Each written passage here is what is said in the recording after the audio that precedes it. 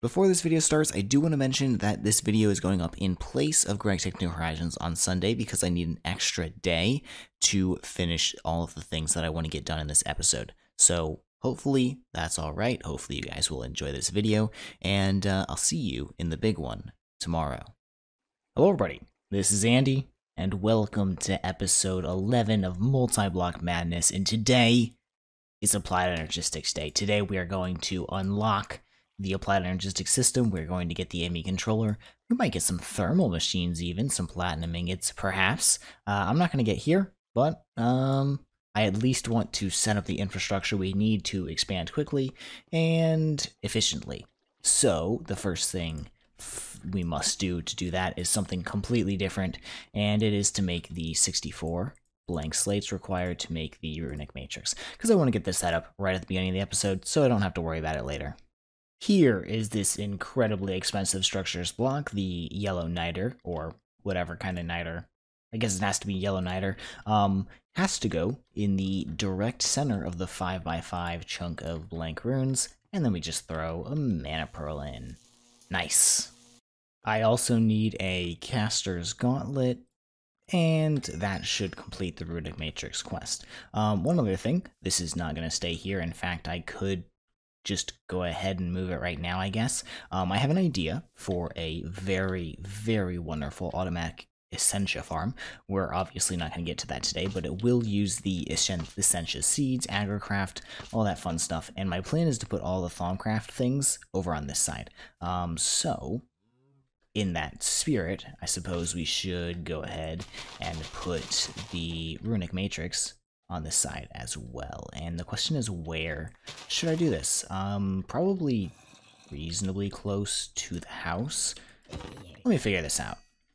To build the runic matrix, I believe you have to make this structure. Click on that with the caster's gauntlet. Nope, doing something wrong. I forgot a step. You need to place one arcane pedestal in the center. That means I'm going to need to make, another one, because things have to be balanced in this, and that still doesn't form. Okay, very, very cool. Never mind, just entirely disregard anything I ever have to say. You just use some Salus Mundus on it, and it turns into this cool, curvy structure. Illegal blocks that these things are. And then we need to put arcane pillar or pedestals around. Like I said, I need to go make one more of these, but you need to make them even. Everything about the altar is about stability. That's how it crafts properly, and you want to make everything that goes into this altar, stabilizers and all of that, symmetrical. If I remember correctly, this quest gives us some stabilizer stuff, and ooh, interesting. Wait, what is this for?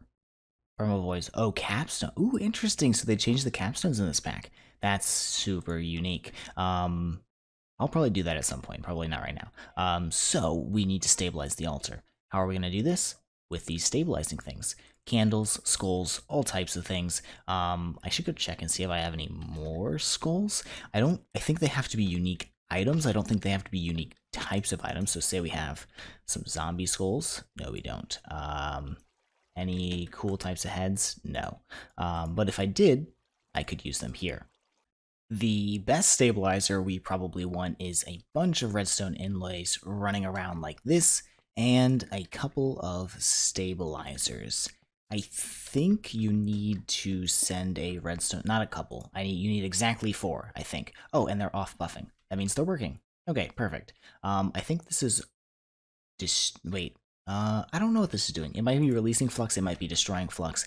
I'm not entirely sure, but it is doing something, and these are all lit up, which means they're working. I can use my candles. I'm going to probably, for now, we can just place them on the outside, I guess. Like this, this, and this, and then we can have more red candles placing out like this. Kind of encroaching on our other stuff, but that's perfectly alright. Okay, bye-bye you. And then we can do the skulls as well. Initially, we were at a stabilization gain of 0, and now... What are you doing? Oh, it's activated. Now, we're at 1.05, which is isn't bad. It's very stable. That'll change when we start crafting because, you know, crafting causes destabilization. That's why you need to stabilize this stuff.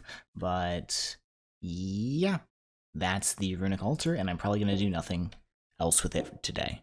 Kinda scared the crap out of me in the last clip, but I think someone is blasting off fireworks. They stopped. I don't know if you can hear them or not. I am going to actually probably move these stabilizers below this because they just have to be within range of the altar. So I'll put them hidden underneath the altar because I don't like where they are actually. I decided I do care that they're encroaching on our other stuff, so I'm going to move them. But then we can get into the tech part of this episode, which will be decidedly not Thaumcraft based, because Thaumcraft is one of those bare minimum mods where you do as little as possible, as infrequently as humanly possible. And there we go. The deed is done. They're all sealed away in a room down there, which I'm not going to go down because you get stuck in it because I don't have ladders.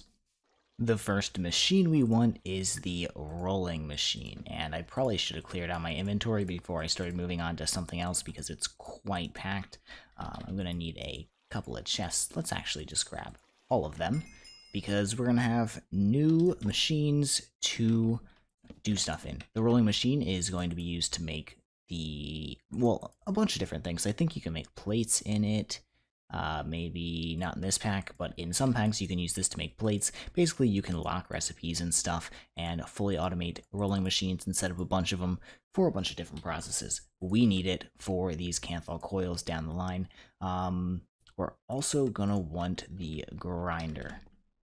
So there that is, the grinder, and that should be the entire basic set of Tech Reborn machines.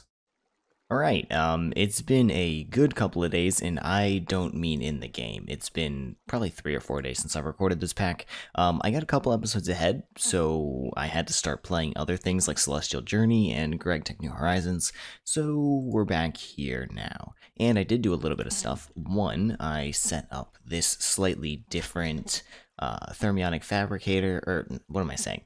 Thermoelectric generator setup. It has 28 thermoelectric generators, which produces exactly 2,000 RF per tick. I don't think it's any more efficient than what we had before, but it looks cooler. I also went ahead and made the Empower. We'll use this for a couple of things. One of them could be the advanced machine frame, but that's a recipe. And you need 36 of them to make the blast furnace. We're not doing this. There is a different way. You can raid either nether fortresses or end cities to get them, and as you can see, I have 13. These are from raiding a couple of nether fortresses, but I think end cities will be more efficient, so we're going to do that instead. I also got a really cool ender orb while I was raiding the cities, or the fortresses, which is a reusable ender pearl, and it just like, you can do that. So I don't have to use actual ender pearls to teleport around in the end. I can just use this guy. I'm going to go ahead and sleep, probably, and then I can go find the fortress, or the stronghold. Well, here we are at the stronghold, and this is actually one of those strongholds where if I didn't, like, get really lucky or have a journey map, I wouldn't have been able to find this. It's not connected by the entrance. It is barely connected here. If this cave wasn't here, wouldn't be able to find it without, you know, pressing J and seeing that, oh, this is lit up right here. I can see that. Anyways, let's go fight the Ender Dragon. Okay. I don't know how this fight's gonna go. I'm pretty powerful, and hopefully I don't look at any Endermen and have them kill me instantly. Let me just take out the crystals really fast. Alright, here we go. All of the... Oh, he just left. All of the pillars are dead. I just need to kill him, and I only have that many hearts left, and no more food. Except for... Oh, I guess I have a couple of things. Jeez. Okay. I'm gonna bring him down to low health, and I'll be right back. Alright, here we go. We got a bunch of little guys in here, and it's so loud. But this should be the last perch. Come on, big guy. There it is. Let me grab this cool stuff. And, ooh. Are these infinite? No, I don't think so. Jeez. Can these guys not hurt me? End mini. I don't know. They can't hurt me, apparently. Or at least they're not fighting right now. Nice, we have 92 levels. And I need to go home and get some food, actually, before we head into the End Islands. And alright, here we go. I wonder if the Ender Ore works for this. I think it does. Okay, perfect. And don't want to look at any Endermen at the moment, but okay. So that's where the center is. No, that's where one of the exits is, and we have an exit right here as well. I'm just going to teleport home so I don't actually need to set up a waypoint here. I can just kind of go glide around and see what's happening in here. This is very glowy. Ooh. Dimensional shard ore. Nice. Nice. I'm not going to mark any of these veins because they seem to be pretty common. Let me go find some end cities. Well, I found my first end city, but it's quite... Oh, I made that Enderman angry at me. It's quite literally the smallest end city you could possibly have, so kind of useless. Please leave me alone. There we go. That's more like it. And there's even a ship so we can get an elytra. Not like an elytra means anything, because you can make a hang glider on literally your first day if you try hard enough. But, let me see what kind of chest this thing offers. So I only found two, well, I got the elytra as well, two highly advanced machine frames in this end city, which I would hope to find more. There weren't actually that many chests in this end city, so I guess that's fine. But ooh, I probably don't want to get shot by that guy. We can use the highly advanced ones. It just means I won't have to make them later when we need to upgrade the heat of our blast furnace. But, I mean, I don't want to be doing this for the next couple hours. Oh. Well, that's pretty chill. Hopefully this one actually has chests. I'm not actually sure if this one's going to contain any chests in these guys. That end city was the absolute worst. Let's continue on. I have 15. I need 20 more. Jeez, I need to get lucky a couple times in these end cities. Okay, this could go incredibly poorly, but I lost my glider wings at some point, so... Let's try the elytra. Oh, I'm not dying. Okay. Okay, this is kind of cool. I have historically pretty much never used the elytra before. It's just not one of those things I, like, ever got to when I was playing vanilla Minecraft. Usually I killed the end dragon, and I was like, oh, okay, the game's over. Nothing more to see here. But... you know, obviously that's not the case because people will play this game for hundreds of hours, if not thousands. By the way, oh, made an Enderman mad. Bye. Thank you. 15 highly advanced mechanical frames, or highly advanced machine frames, which means we ought to be able to, in just a couple more end cities, go home. Let's go ahead and put this rolling machine to good use for the first time ever. I'm not quite there on the machine frames. I actually need 3 more. Wait, that's 34. I need 2 more. But I'm going to go to the nether, probably grab a couple more of these advanced machine frames from the chests, and that will be that, because I was running out of food in the end, and I had to come home. One of the cool things I found in the end, actually, is some of these specter coils, and they're generator specter coils. You can't craft these, you can only loot them. And they generate 128 RF per tick. I found 10 of them. That's an extra 1,280 RF per tick that I can just shove into our wires. I don't know if they connect directly. No. But I can connect them to, like, say, a capacitor or something, and then connect that to the network. Okay, so here we go. I need 4 industrial blast furnaces. I grabbed all of the extra machine frames, so this should be 36. 17 plus 19 is 36. I'm gonna need a bit of lava, just like this. And the reason you need 4 industrial blast furnaces is because you can actually hook up 4 of them to each structure. So instead of having to make 4 different structures, we make 1 structure and connect up 4 blast furnaces. Let's go ahead and shove this right over here. I will maybe give that some space, because I'll have, I'll give it a little bit of space. We can have it, let's say, over here. Why don't we? We need, I believe it's 36. That means it's 4 tall. So we'll do it just like this, like this, like this, and oh wait, I don't need 36, I need 34. Whoopsies, the center is hollow, but you can fill it with lava optionally in order to increase the heat, which is probably what we want to do. And what we should see is if we place these guys down and kill this zombie, is that, oh, I placed it too close. Oh, that's gonna bug me. I'm gonna move it. I'm not gonna sugarcoat this, guys. I just wasted 2 hours of my life. Those are not the things you need to make a blast furnace. I just had to spend another half hour making these standard machine casings, because this is what you make the blast furnace out of. And those other things will just get used probably later on.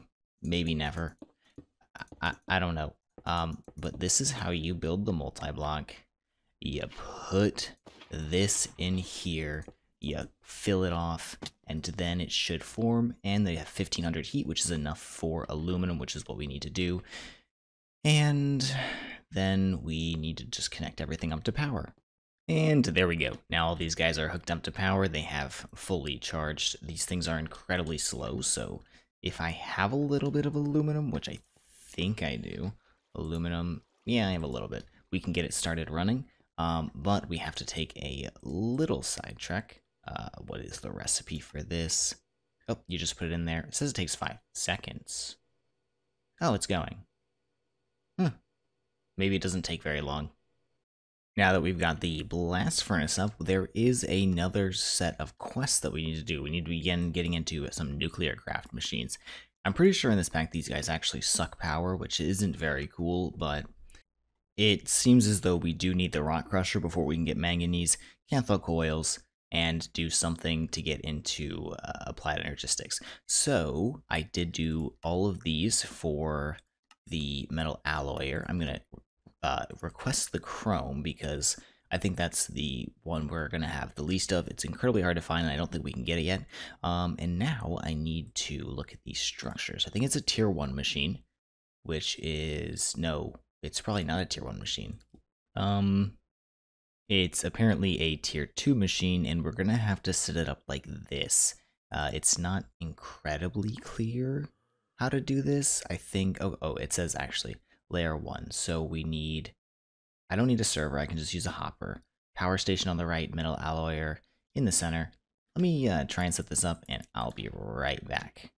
Okay, so if you're playing along, I don't know if people actually do that.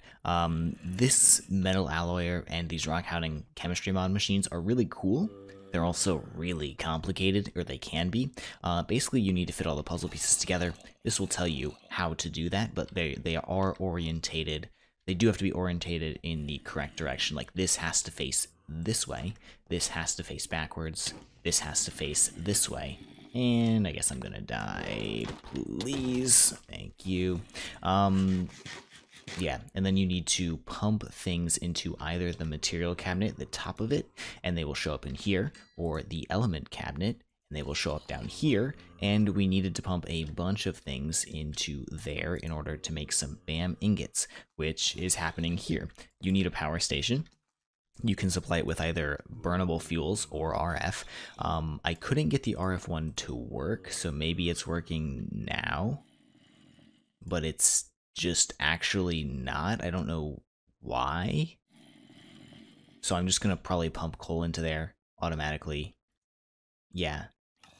I don't know why this redstone section doesn't work. I was really confused for like 15 minutes why I couldn't produce anything, and it's because the redstone thing just straight up doesn't work. But now we're getting some BAM ingots, which should complete the BAM ingot quest to give us some extra BAM ingots and allow me to make the nuclear craft machine chassis. So we need tough alloy, BAM scaffolding. Oh man, we're gonna need a lot of BAM. That's actually a great recipe. And elite plating blocks, which are, oh man, crystal binder. Aggressive. Okay, much crafting later, I'm ready to make my first machine chassis. Oh, I forgot to turn this into tough alloy. I think this is actually my first time using this inventory crafting thing. Okay, There's the machine chassis structure. You can actually use the basic plating instead of the advanced plate or the elite plating. It just doesn't show it here for some reason. But you get double the output if you use advanced plating. So we are not gonna. What? Excuse me. I don't think I can make elite plating. I think there's a recipe missing. Yeah, I quite literally can't make the casing right now. I don't think I can make a 3D crafter, so I'm just gonna do the cheaty thing and give myself a machine chassis for the blocks. That will also complete this, allow me to have another machine chassis, and we're gonna need, yeah. See, crushed rhodochrosite comes from this, and the elite plating requires crystal binder, which is primarily just crushed rhodochrosite. It also requires calcium sulfate, which can only be made through nuclear craft machines. So I think there's just a recipe missing in this version. I'm in the most recent version, unless it's been updated in the last like day. But hey, whatever. I need to grab more tough alloy, and then I can craft up the rock crusher and get myself a little bit of something, whatever I need. In order to get crushed rhodochrosite, I need to rock crusher some granite. Looks like the speed's actually faster than base, but it also uses 2000 RF per tick, which is the actual maximum the energy conduit can transfer. Please leave me alone. To save a little bit of time later, I'm actually just setting up all 3 rock crushers right now. Obviously, we can't power them all at the moment, so I'm not actually turning them on, but I am going to set them up, and I made them, obviously. And we have this drawer controller here, which we can eventually connect to our applied Energistics system with the storage bus. We will probably need most of these resources at some point. One thing to keep in mind when you're working with nuclear craft is that it's actually really, really cool. So this machine has 3 outputs, and the 3 outputs always go into their specific slots. As you can see, rhodochrosite goes in the first one, sulfur in the second, and Vilia. I'm not going to try and pronounce that. Always goes in the 3rd slot, and what you can do is you can configure the output slots to void excess. So I don't need to void everything and let this machine run forever. I can let it fill up on rhodochrosite and then void the other 2 things, and the machine will just back stuff itself. So I went ahead and got myself a little bit of manganese. It actually wants us to make manganese the nuclear craft way using the fluid infuser, but for now I think we'll just leave it as is, because you can get a little bit of crushed manganese by crushing tungsten ore. As you can see, I only got the 5. Wait.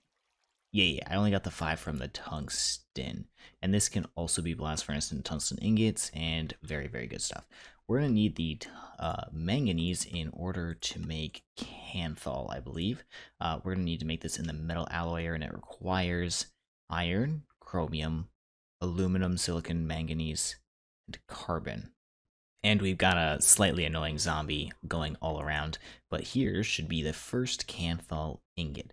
I need 8 to make canthal coils. I actually need 16 to make the 4 canthal coils we need there, and we need to put these canthal coils into our blast furnace in order to increase their heat.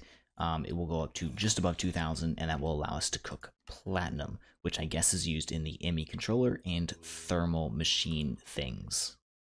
I managed to, as you can see from the quest completions, get my 16 canthal. I had to go mining for a little bit more aluminum, but that's perfectly fine. And what we can do is we just, I think, click these on there. Yep. And then it has 22 or 2020 heat. For now, I think, I was going to say I'm going to take off 2 of these blast furnaces so we can turn them into electrolyzers, but maybe we'll just make electrolyzers their own structure. So what we can do now here is use some of the platinum that we've gotten, and I do have a little bit. Looks like I have a couple cooked up already. I probably found those in the end, but we can cook this now in this blast furnace specifically in order to get, oh, it's slow. I can probably take it a couple of times, but it still is not much faster. In order to get platinum ingots, and platinum ingots are a gate to, thermal and the ME controller. I'm a man of my word. We're going to get into applied energistics this episode. It's just not going to be quite as in-depth applied energistics as I thought it would be. What does this Eye of the Ancients do? I got it from one of the golems. Whatever. There is Fluke's Crystal. You know how to make Fluke's Crystal. Not going to explain it again. And we just need to turn this into some inscribers. I don't know if I'm going to bother automating these in any way. Please put that in there. I need 5 of them. Because we're about to get auto crafting and applied energistics, but maybe we will. Okay. So I've done a little bit of work in between the last time you saw me and now. I'm getting ready to make the energy acceptor. I did set up a slight automation for the inscribers, and I just need this energy acceptor to make the calculation ones. Because if you make the calculation seeds in just straight plain water, it takes approximately an entire day of like real time to do that. So we are going to not do that probably, and instead we're gonna,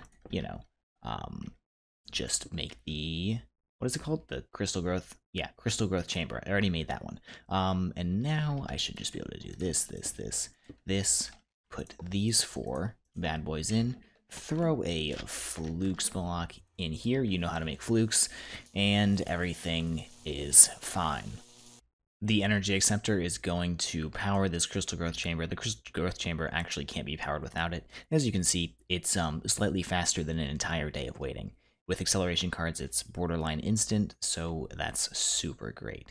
I did also start up processing for a bunch of silicon, and I labeled these, so I won't have any issues later. I don't know how deep this is, but this will probably just be good enough until we get to the lazy AE2 stuff, because lazy AE2 stuff is really, really good, and will serve probably the purpose of processing these specifically AE2 things in the late game. So I need to start up these guys. The calculation is this one right here, and I should probably...